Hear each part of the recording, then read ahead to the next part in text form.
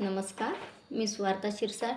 मी लिहिलेली आजची कविता ही शब्दांचा फ्लोरा यावर लिहिलेली आहे की आपल्या मुखावाटे निघणारे शब्द हे कसे असावे आणि आपण ते बोलताना कसे वापरावे त्यावर लिहिलेली ही कविता आहे मी.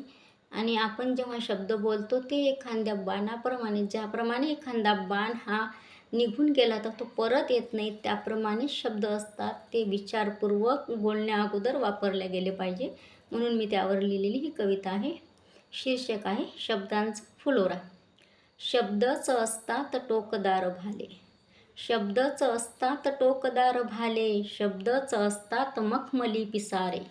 शब्दानेच वार इथे केला काढ जात, शब्दानेच वार इथे केला काढ जात. शब्दच फोडतात पाझर हृदयात, शब्दच फोडतात पाझर हृदयात. अपशब्दानेच सारी दुभंगली नाती, अपशब्दानेच सारी दुभंगली नाती. शब्दाच्या गोडव्यात आप्तजन नाहती, शब्दाच्या गोडव्यात आप्तजन नाहती. आप्तजन म्हणजे आपले जे नातेवाईक असतात ते शब्दामुळे जवळ येतात आणि अपशब्दामध्ये ते दुरावले जातात. म्हणून मी म्हटलं आहे की शब्दानेच सारी दुभंगली नाती, शब्दानेच शब्दाच्या गोडव्यात आप्तजन नाहती. मौनातही असते ती शब्दाचीच भाषा, मौनातही असते ती शब्दाचीच भाषा. विस्मयातही शब्दच असतात स्मरणारे, विस्मयातही शब्दच असतात स्मरणारे. शब्दातून बरसतात अमृताच्या सरी, शब्दातूनच बरसतात अमृताच्या सरी. शब्दच ओकतात आग काळजावरी, शब्दच ओकतात आग काळजावरी.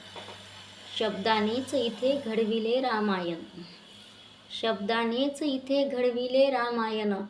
म्हणजे दशरथाने कैकेयीला वर दिला होता आणि त्यामुळे रामाला ह्या वनवास आणि भरताला राज्य मिळाले होते. म्हणून मी इथे विशेष केलेला आहे की शब्दानेच इथे घडविले रामायण. दिल्या शब्दानेच द्रोणाचार्याला एकलव्याने दिले अंगठ्याचे दान. अहिंसक नावाचा जो अंगुलीमाल होता तो सुरुवातीला अहिंसक होता, परंतु शब्द दिल्यामुळे त्याने आपल्या गुरुला अंगठ्याची माळ म्हणून दान दिलेली होती.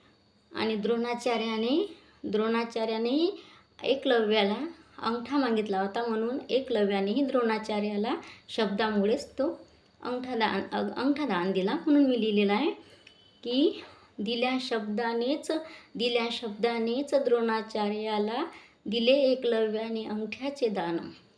शब्दच असतात धगधगते ज्वालेचे निखारे. मनाच्या मनोऱ्यात शब्दांचे फुलोरे, मनाच्या मनोऱ्यात शब्दांचे फुलोरे. धन्यवाद.